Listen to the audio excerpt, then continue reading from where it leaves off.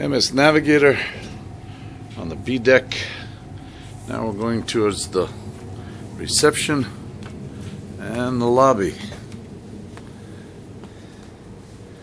And here is the entrance and the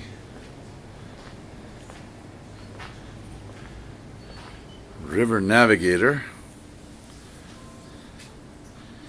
Everybody's off to dinner and the show as we are in Belgrade. Beautiful doors. And there is Niku, our cruise director. Hello, Niku. Good evening. This is where you buy optionals. We're waiting for you. Thank you. Cruise director, tour manager. And up here is a lovely, cozy little reading room, which I especially admire. Nice and quiet. Books for exchange. Little games.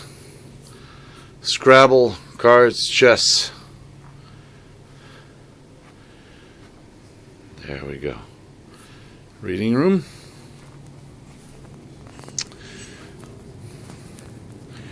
Which leads to the A category French balcony cabins, which we will see in a minute.